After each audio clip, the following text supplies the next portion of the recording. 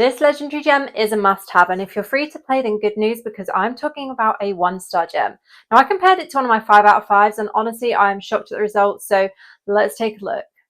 So I'm a little bit late to the party with this, but today we're going to be testing out Surging Sea, and there has been some interesting results with this in my findings.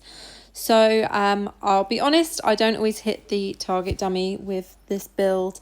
I use this more for dungeons and dealing with mobs. For single target, I do struggle with it because of aiming my skills on mobile. Some people are much more skilled with this than I am, but this is the DPS build that I've been using recently. I've shared this in multiple videos, and I'm going to be testing Surging Sea against, Surging Sea rank 10 against Starfire Shard rank 7, and this is a 5 out of 5 quality gem. Now obviously the gems do totally different things, but this is why I want to point out that resonance isn't always important as gem synergy, which is something that myself and Jeezy have talked about. It's something you hear Orof and Mal talking about a lot as well. So I use different gems in PvP and PvE, and normally in PvE I go for all of my highest resonance gems. So you can see my max resonance is 5,623. So we're going to try this out first, and as I said, they do completely different things, but this is why I need to point out how important the synergy is. So I'm going to do a 30-second burst of both gems, and we'll compare the damage from both. So obviously you can see this does do quite a lot of damage from this build.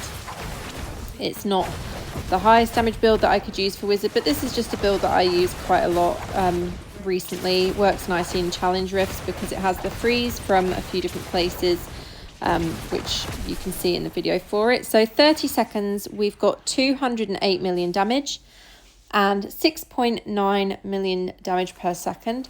So that is the overall result, 30 seconds with the Starfire Shard in my build and with my maximum resonance. So not a bad result at all. 208 million, that's about 416 million per minute. So decent amount there. What we're going to do is we're going to swap out Starfire Shard. Now another thing to mention is from Starfire, I'm getting resonance bonuses. So I'm getting primary attack damage increased by 3% and skill damage increased by 2%.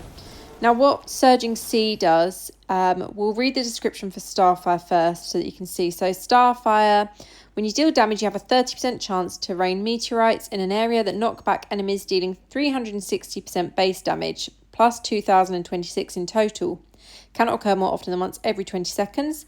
The meteorites also scorch the ground for 2 seconds, burning enemies in that area and dealing 30% base damage every second. So I like Starfire in PvP sometimes. If I'm using my highest resonance loadout for PvP, Starfire can be quite nice. This has often gotten me kills when people are trying to bandage, when people are trying to heal. And in PvE, it's pretty decent as well, especially things like Heliquary raids. This will literally just land on the boss every time it triggers. So it works quite nicely for that as well. But what we're going to do, we're going to socket the Surging Sea rank 10. So let's just read through the description of Surging Sea as well.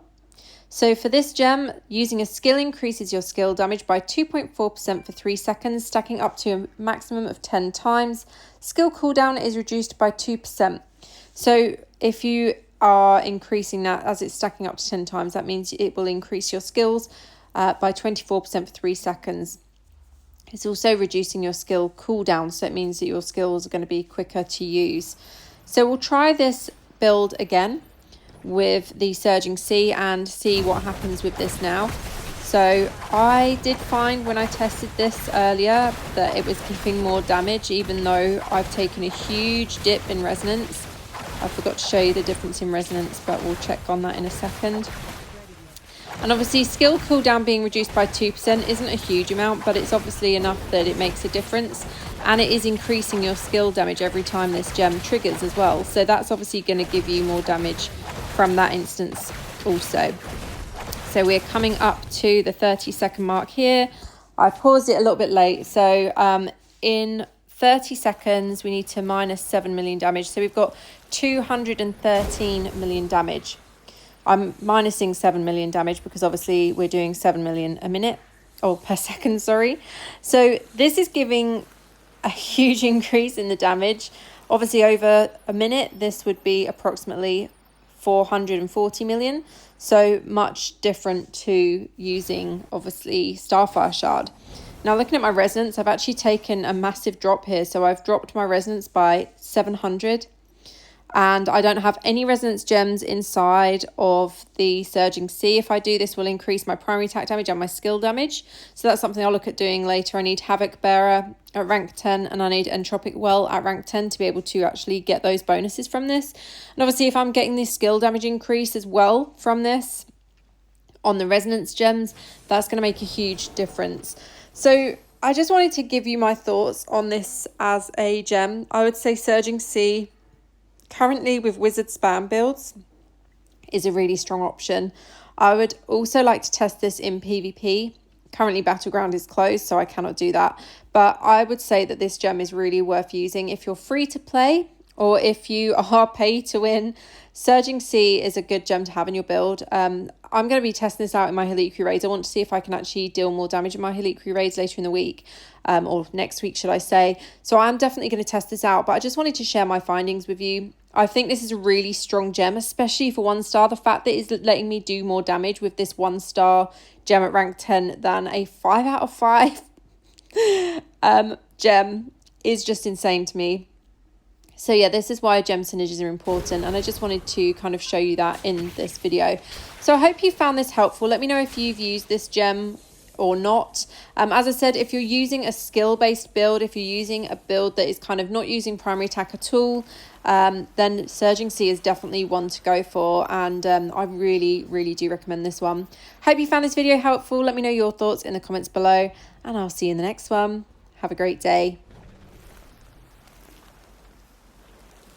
Official Diablo Partner.